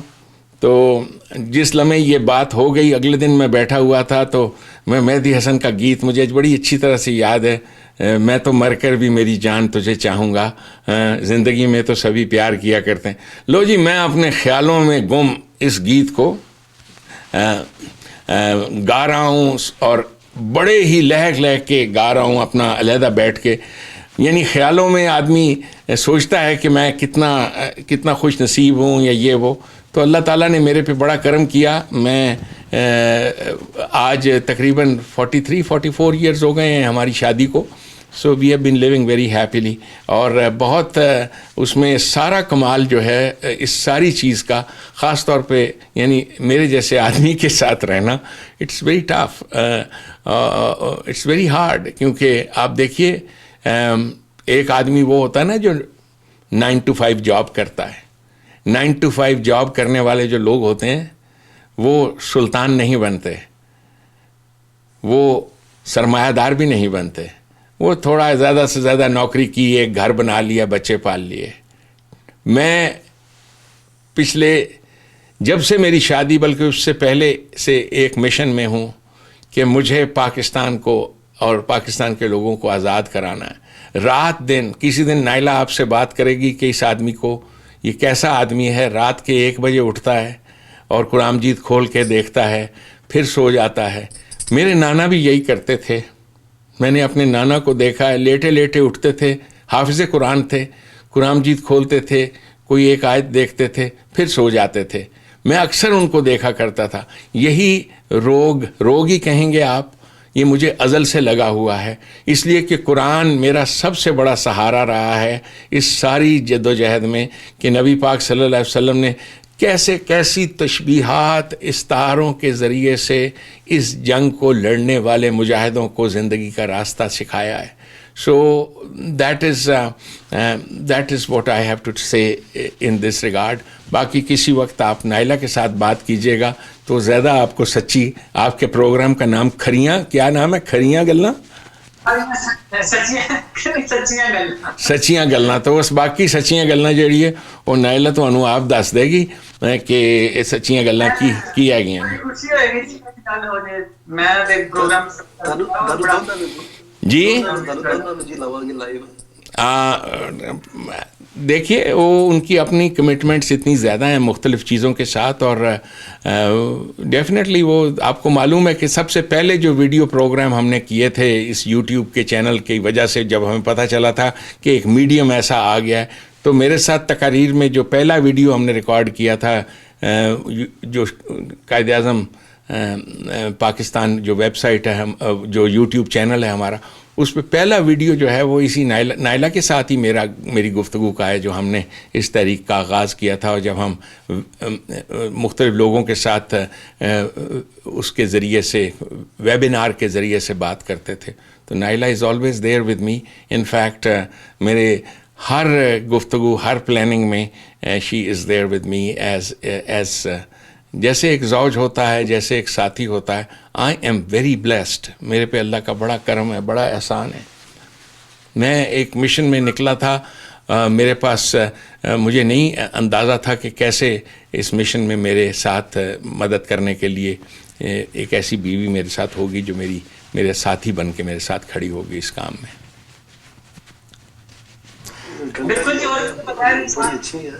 ہاں جی جی, عورت کے بغیر تو انسان مکمل طور پہ کامیاب نہیں ہو سکتا. عورت کا ہونا بہت ضروری ہے, دونوں کا کام کرنا بہت ضروری ہے. بالکل جی. عورت ماں ہوتی ہے, اور اگر بیوی کی صورت میں آپ کو ایک ایسی عورت مل جائے جو آپ کو نرچر کرے, پالے, آپ کا ہر طرح سے خیال کرے. جب میں اسے یہ بتاتا ہوں کہ میرا تم اتنا کرتی ہو, تو وہ آگے سے فہرست بنا کے دیتی ہے کہ جو کچھ آپ کرتے ہو, آپ کو اندازہ ہے جو کچھ آپ کرتے ہو. تو میں اسے کہتا ہوں کہ نہیں, میں تو یہ مختلف کاموں میں لگا رہتا ہوں. تو کہتی ہے کہ آپ ملٹی ٹاسکر ہو, آپ ایک کام کرتے ہو اور ساتھ دوسرا کام بھی کر رہے ہوتے ہو. You all the time do that. So دونوں مل کے ہی کرتے ہیں جی. ایک چیز ہوتی ہے جس کو کمپلیمنٹری ٹو ون اینڈر کہتے ہیں. آپ نے وہ کمپلیمنٹری اینگلز دیکھے ہیں؟ ایک کمپلیمنٹری اینگلز کہتے ہیں, ایک اسٹریٹ لائن کے اوپر اگر آپ کوئی ایک اور لائن ملا دو نا, تو ایک اینگل دوسرے اینگل کے ساتھ کمپلیمنٹری ہوتا ہے. ایک کے بغیر دوسرا اینگل بنتا ہی نہیں ہے. آپ دیکھتے ہو, ان کو کمپلیمنٹری اینگلز کہتے ہیں. ایک اسٹریٹ لائن جیومیٹری کی, اس کے اوپر ایک لائن آپ کھینچ دو, تو ان اینگلز کو کمپلیمنٹری اینگل کہتے ہیں. ایک دوسرے کے بغیر مکمل نہیں ہوتا. اس چیز کو زوج کہتے ہیں. تو دیز آر کمپینینز جو آپ کے ساتھی ہوتے ہیں. آپ بھی میرے ساتھ جو ساتھی ہو, یہ بھی زوج ہے. نبی اکرم صلی اللہ علیہ وسلم کے جو ازواج, زوج کا ذکر ہے قرآن کریم میں, دیز آر آل انڈیویجولز جو ان کے کمپینین بنے تھے اس انقلاب کے لیے. انقلاب کے لیے آپ کو ساتھیوں کی جس طرح کی ضرورت ہوتی ہے, وہ یہی ہوتے ہیں, کمپلیمنٹری ٹو ون انادر, ایک دوسرے کے ساتھ. تو یہ چیز ایک ریلیشن شپ میں بڑی اہم ہے, اور اللہ تعالیٰ کا بڑا کرم ہے. یہاں پہ ایک چھوٹا منہ بڑی بات. میں تو بڑا آرڈنری سا انسان ہوں, لیکن جس قسم کی بیوی مجھے ملی ہے, میں یہی سوچتا ہوں کہ شاید انبیاء کرام کو بھی ایسی بیوی نہ ملی ہو. لیٹ می سے دس, میں یعنی انبیاء کرام کا ذکر کر رہا ہوں کہ ان کو بھی شاید ایسی بیویاں نہ میسر آئی ہوں جیسی بیوی مجھے ملی ہے. تو یہ میں بہت آرڈنری انسان ہوں, بہت چھوٹا ہوں, بلا تمثیل نبیوں کی زندگی اور ان کی زندگی سے بلا تمثیل عرض کرتا ہوں. اور مجھے معلوم ہے کہ لوگوں کو یہ بات بڑی عجیب لگے گی، لیکن جس درجہ لونگ ایک عورت 44 ایئرس کا ایک ساتھ، مجھے آپ بتا دو تاریخ میں آپ کو کہاں ملتا ہے؟ ویئر؟ ڈونلڈ ٹرمپ کی آپ زندگی دیکھو، ہاں، یا اور بھی لوگوں کی آپ زندگیاں دیکھو، ڈائیورسز، بروکن فیملیز، ٹریجڈیز، یہ بہت بڑا اللہ تعالیٰ کا احسان ہے، اللہ تعالیٰ کا بہت بڑا احسان ہے کسی ایسی وہ چیز کا. اور وہ اس میں میں نے جو چیز اہم ہے وہ یہ ہے کہ جو میرے والد صاحب کی دی ہوئی نصیحت تھی اس کو میں نے بہت غور سے سنا اور بڑی جلدی ابزارب کیا. آج تک اس چیز کو یاد رکھا ہے کہ کوئی ایسے بھی تو لوگ ہیں جنہوں نے ایسی بیویوں کے ساتھ شادی کی ہے کہ بیوی جو ہے وہ اس کی ایک ٹانگ نہیں ہے، یا بیوی جو ہے اس کا ایک بازو نہیں ہے، یا اس کی ایک آنکھ نہیں ہے. تو یہ ساری چیزیں جب میری شادی ہوئی تھی، دیز آر آل تھنگس، کہ ایسی ساری چیزیں ممکن تھیں نا، کہ ہاتھ نہیں ہے، بازو نہیں. تو جو بھی تکلیفیں، جو بھی مصیبتیں، جو بھی آپ کو ہینڈی کیپس ملتے ہیں، یہ آپ کی ذات کی نشو و نما کے لیے ہوتے ہیں. یو کمپنسیٹ فار دیٹ، اور اس میں آپ اور بڑھ جاتے ہو. سو یہ کہنا کہ مجھے ایسی بیوی نہیں ملی اور ایسی نہیں ملی، یہ سوچ ہی غلط ہے. جیسی بھی آپ کو ملے. اور اسی زمانے میں جب میری شادی ہوئی تھی، میں نے لتا منگیشکر صاحبہ کا ایک انٹرویو سنا تھا، بڑا ہی اہم انٹرویو تھا، جس میں لتا سے کسی نے پوچھا تھا کہ آپ نے شادی کیوں نہیں کی لتا جی نے. تو انہوں نے ایک بڑی کمال بات کہی تھی. انہوں نے کہا تھا کہ یہ شادی جو ہے نا، یہ 3 چیزیں ایسی ہیں جو انسان اپنی مرضی سے نہیں کرتا، یہ کوئی اور طاقت کرتی ہے. ایک اس کی پیدائش، دوسری اس کی موت، اور تیسری اس کی شادی. یہ لتا جی کی بات تھی. تو میں نے یہ بات اپنی شادی سے پہلے لتا جی کا یہ انٹرویو سنا، میں نے اس پہ بہت غور کیا کہ اتنی مہان، اتنی بڑی عورت ہے جسے ہندوستان کے لوگ دیوی مانتے ہیں، اس میں کوئی شک نہیں. لتا جی واقعتاً ایک دیوی ہیں، بہت بڑی عورت ہیں، بہت مہان عورت ہیں. اور ان کا یہ زندگی کا نچوڑ، یہ بات، تو اس بات پہ یقین رکھیے کہ ایک چونٹی جو ہے، چونٹی، اس کو بھی زمین پر اللہ تعالیٰ کی ذات چلا رہی ہے، اسے ڈائریکشن دیتی ہے، اسے ہدایت دیتی ہے. اور آپ کی زندگی کی ہر چیز جو ہے، آپ نے بھی فیصلے کرنے ہیں، آپ نے بھی کرنے ہیں، آپ کو بھی دیا ہے، لیکن جو اس کے احکامات ہیں کہ اس کے بعد، اور صادقین کا یہ جملہ کہ مرد جب کسی کو اپنا کال دیتا ہے تو اپنی جان دے دیتا ہے، اس پہ اوپر اس سے پھرتا نہیں ہے. یہ صادقین نے مجھے جملہ سکھایا تھا، میری شادی سے بہت پہلے کی بات ہے. ایسے ہی صادقین صاحب سے ایک دن میں نے کہا کہ جی آپ نے کوئی، جیسے آپ مجھ سے بات کر رہے ہو، پوچھ رہے ہو کہ آپ نے کوئی شادی نہیں کی، یہ نہیں کیا، تو کسی نے کہا تھا کہ صادقین نے فرانس میں کوئی شادی کی ہوئی ہے، تو اس کے بچے بھی ہیں اور بیوی کو چھوڑ چھاڑ کے آ گئے. واہیات، خرافات باتیں، جھوٹی بات. تو میں نے ایسی صادقین صاحب سے کہا کہ جی ایک صاحب مجھے ملے تھے، وہ یہ کہہ رہے تھے. تو صادقین نے مجھ سے کہا کہ اگر میں کسی کے ساتھ شادی کرتا تو اس کو جان دے دیتا، نبھاتا بھی. میں نے شادی نہیں کی. اور دیٹ واز صادقین. اور اس نے پھر جملہ مجھ سے بولا کہ مرد جو ہے اپنی جان دے دیتا ہے، اپنے کال سے نہیں پھرتا. اور اس کے بعد ایک اور بات کہی صادقین نے کہ کسی نے آپ سے کہہ دیا اور آپ نے مان لیا. اسد اسلام، آپ نے کیسے مان لیا؟ کسی نے آپ سے کہہ دیا کہ میں نے شادی کی تھی اور اسے چھوڑ چھاڑ کے آ گیا، کسی نے کہہ دیا اور آپ نے مان لیا، کمال ہے. میں نے کہا نہیں، میں ایسے نہیں کہہ رہا، میں تو ایسے ذکر کیا کہ ایک صاحب تھے تو وہ مجھے ملے تھے، انہوں نے کہی تھی ایسے بات. کہنے لگے بالکل خرافات ہے، ایسی کوئی بات نہیں ہے، نتھنگ لائک دیٹ. سو یہ اہم چیز ہے آپ کو جاننی، سمجھنی. زندگی میں یہ نوجوان جو سنتے ہیں ان باتوں کو، جس کا ہاتھ پکڑو او دو بات جان دے دیو، جو مرضی ہو جائے، وہ ہاتھ چھوڑانا بھی چاہے آپ نے ہاتھ نہیں چھوڑنا. You just have to be very very loyal, faithful. یہ وفاداری بشرط استواری اصل ایمان ہے. اصل ایمان اسی وفاداری کا نام ہے. دس از واٹ اٹ از. آپ کی گفتگو لمبی ہو گئی ہے آج.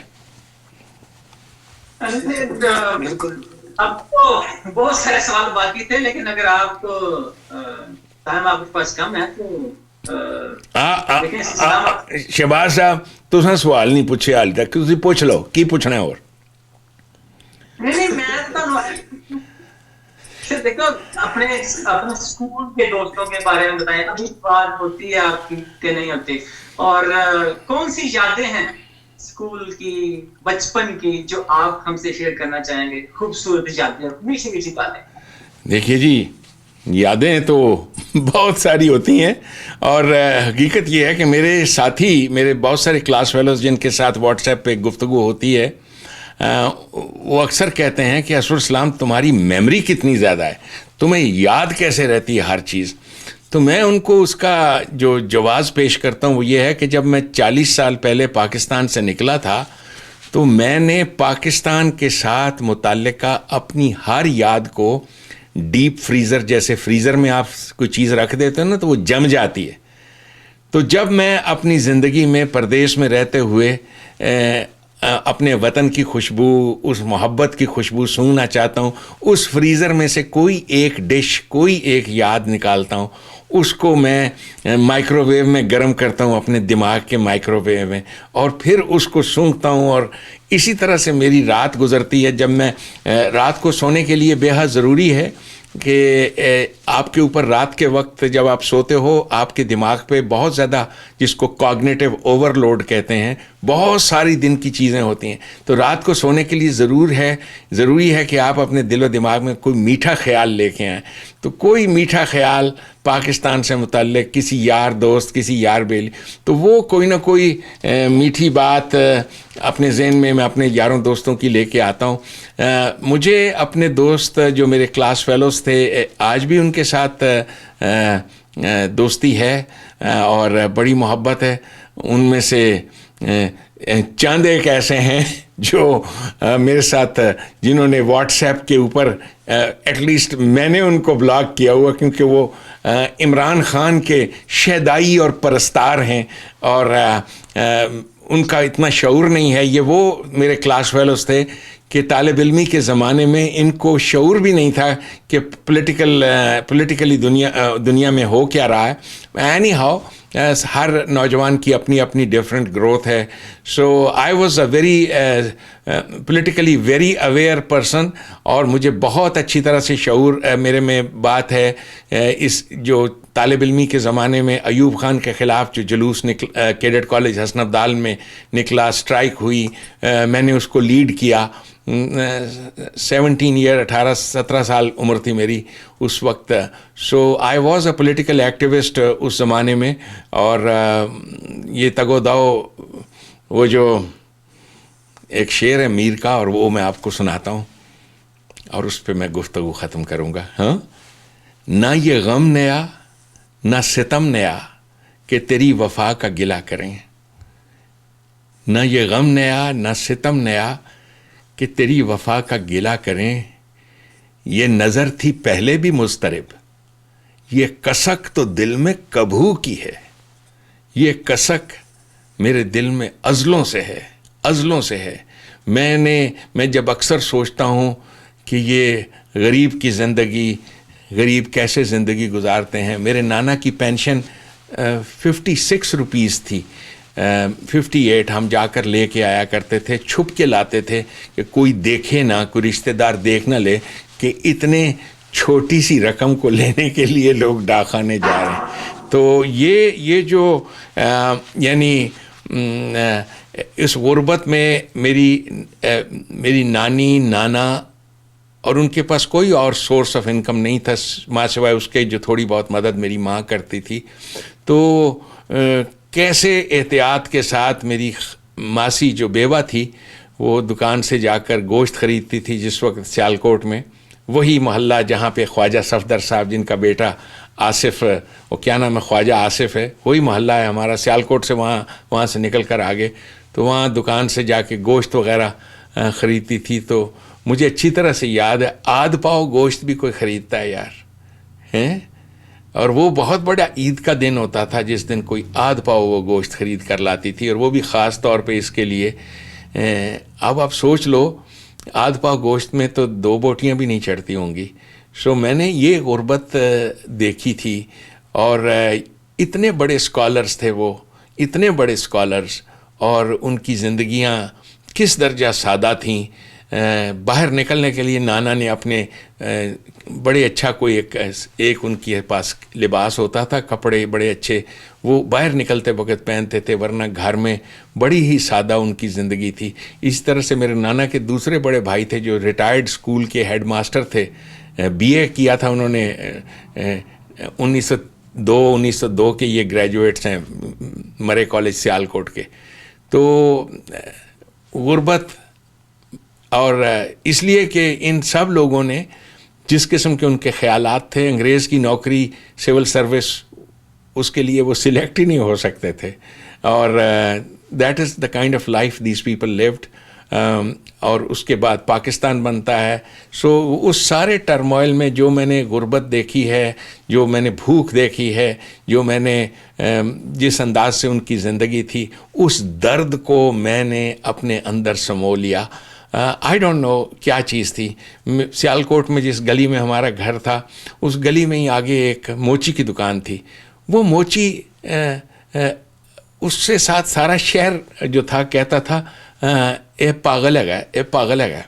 वो जूते गांठता था वो मोची, और उसके पास पीछे कुछ रसाले थे जिनका अंबार लगा होता था, और जब जूते गांठने से वो फारिग होता था तो वो उन्हीं रसालों को पढ़ना शुरू कर देता था। और मुझे बिल्कुल अच्छी तरह से कुछ मालूम नहीं था कि ये रिसाला क्या है जिसको ये पढ़ता है। उस रिसाले के बाहर लिखा होता था तलुए इस्लाम। तो वो मोची मेरे नाना का दोस्त था, आकर मेरे नाना के पास बैठता होता था, ये तलुए इस्लाम रसाला पढ़ता था वो। मैं आपको उस ज़माने की बात बता रहा हूँ, मेरी उम्र 12 बरस 13 बरस की जब थी, उस ज़माने की ये बातें मेरे शऊर की हैं। तो ये पाकिस्तान के अंदर मोची, लोहार, ये जो मेहनत कश लोग थे, हमारे मोहल्ले में ही एक जगह फुटबॉल बनते थे, एक जगह क्रिकेट के गेंद बनते थे, एक जगह वो टीन के डब्बे बनते थे। पाकिस्तान जो है उन गलियों मोहल्लों में जो काम होता है, तो मैं ये जितने वो लोग जो टूल्स के साथ काम करते थे, मैं उनके पास खड़ा होकर देखता कैसे चिंगारियाँ निकलती हैं जिस वक्त वो लोहे के ऊपर कैंचियाँ तेज़ करते हैं, चीज़ें बनाते हैं। हमारे मोहल्ले में ही एक दुकान थी जहाँ एक घर था जहाँ पे सर्जिकल इंस्ट्रूमेंट्स बनते थे, कैंचियाँ, ये जो ऑपरेशन करने वाली कैंचियाँ। तो ये मैं इन लोगों के साथ मेरा बचपन गुजरा है। कई दफ़ा उनके साथ खाना भी खा लेना, रोटी भी खा लेनी, क्योंकि वो सारे प्यार इतना करते थे। शामा दे घर दा मुंडा है, मेरे नाना की बड़ी इज्जत थी। सो ये सारी चीज़ें दर्द की मैंने जो देखी, तो प्रॉबली उस दर्द को एक तरीका तो ये था कि मैं उसको डिसोसिएट करता अपने आप से और कहता कि नहीं जी, मैं तो ब्रिगेडियर साहब का बेटा हूँ, मैं कर्नल साहब का बेटा हूँ, मेरी माँ डॉक्टर है, ये वो।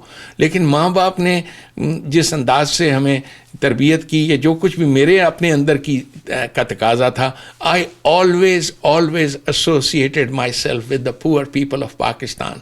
और पाकिस्तान जब भी कभी जाता हूँ, मेरा रो रो कर बुरा हाल हो जाता है जब मैं पाकिस्तान के अंदर ये गरीब लोग पेशेंट्स लेके आते हैं, और वो कि जी इस मरीज़ को आप देखते हैं, वो मैं देख के उसको दवाई क्या लिख के दूँ उस गरीबनी के पास। यानी एक उसकी अपनी हालत जो औरत की होती है, जो अपना बच्चा लेके आती है दिखाने के लिए कि जी बच्चे को मिर्गी का दौरा पड़ता है या ये वो। ये मैं जिस वक्त पाकिस्तान जाया करता था, मेरी बहन ने एक लिस्ट बनाई होती थी लोगों की कि इन पेशेंट्स को बड़ी आरजू है देखने की। तो आप उसका, यानी मैं फिर बैठकर पीछे अपने घर के पिछवाड़े में रोता था इनकी हालतें देखकर कि ये बेचारे, इनकी ज़िंदगियाँ क्या हैं। तो मुझे नहीं समझ आती थी कि ये पाकिस्तान की सरजमीन, ये दौलत, ये सारा कुछ इसके ऊपर नेटो बैठी हुई है। ये मुझे बाद में समझ में आई। पहले 10 साल का ये जो पॉलिटिकल सफ़र है मेरा, उसमें मैंने यही सोचा कि जी मैं भी अच्छी बातों की तालीम दूं तो पाकिस्तान के अंदर मुझे इक़्तिदार मिल जाए और मैं फिर जाकर पाकिस्तान के मसाइल का हल करूं और मैं ऐसा इनकलाब लाऊं। یہ مجھے بعد میں سمجھ میں آئی کہ یہ چیز ایسی ہو ہی نہیں سکتی. Pakistan is not a free country.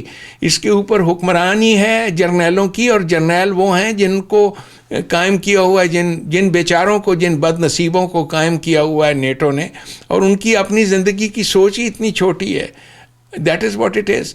سو یہ میری زندگی کی کہانی ہے شہباز صاحب. That is what it is. یہ درد جو ہے یہ بہت بڑی اللہ تعالیٰ کی دین ہے. میں کبھی اس درد کو نہیں بھلاتا جو پاکستان کے غریب آدمی کا درد ہے, کس طریقے سے وہ گزارا کرتے ہیں. پاکستان میں بہت سارے ایسے فیملیز ہیں, بہت ساری تو نہیں کہوں گا, چند ایک ہیں جن کے ساتھ, جن کو میں نے اڈاپٹ کیا ہوا ہے, جن بچوں کو میں پالتا ہوں, اور ان کے درد کو میں سمجھتا ہوں. ریگولرلی میرے ساتھ وہ بات کرتے ہیں. میں پیشنٹس بھی دیکھ رہا ہوتا ہوں, ادھر کام کر رہا ہوتا ہوں, ان کا فون آ جاتا ہے ان میں سے کسی بچے کا, تو وہ اپنی جو بھی چیز ہے وہ, تو میں اپنے طور سے that is what all what I can do. لیکن اس انقلاب کی بڑی ضرورت ہے, رزق کی مساوی تقسیم, جہاں تمام شہریوں کو ایک ایسے نظام کے تابع فری ہر چیز ملے. دیٹ از نظام محمدی, جیسے سبیل اللہ کہتے ہیں. تو دیٹ از آل آئی ول سے ایٹ دس ٹائم. ٹھیک ہے, thank you very much doctor صاحب. صدام صاحب آپ آخری کلمات ادا کیجیے. آپ کو آخری کلمات ادا کرنے, کہہ لیجئے. بہت شکریہ. میں کیا شہباز بھائی تہاڈے بڑے سوال ہے سن کہ میں کیا تہاڈے سوال سننے ڈاکٹر صاحب. اگلی باری اور بھی سوال کرنا پھر ہیں. مینوں پتہ سارے شوق ہوندا ہے معاشقے تے عشق معاشقے. اور بابا اسی تے ساڈی تے زندگی یار انجے گزری ہے, دونوں میاں بیویاں تے ایک دوجے نال, یعنی میری گھر والی کہندی ہے کہ شرم کرو بچے وڈے ہو گئے نے, تو ہمارے لاڈ پیار ہی نہیں جاتے آپس میں. سو ڈاکٹر صاحب تسی جتنا مرضی لگاؤ, تہاڈیاں جدوں فوٹواں دیکھنا نا تے مینوں لگدا ہے تسی ہن بھی محبت کردے ہو تے پوری عمر کردے رہو. میں رومانٹک فوٹواں ہوندیاں تہاڈے کو حساب نے, پھر تسی کہندے تسی محبت نہیں کیتی. ایسا کچھ نظر آندا ہے. او جی, وہ نظر اس واسطے آندا ہے بس جی, جس نال ویاہ ہوئے انہوں تک کے خوش ہویا کرو. That is all. ٹھیک ہے جی, چنگا جی. تھینک یو جی, thank you very much. Thank you جی, تھینک یو.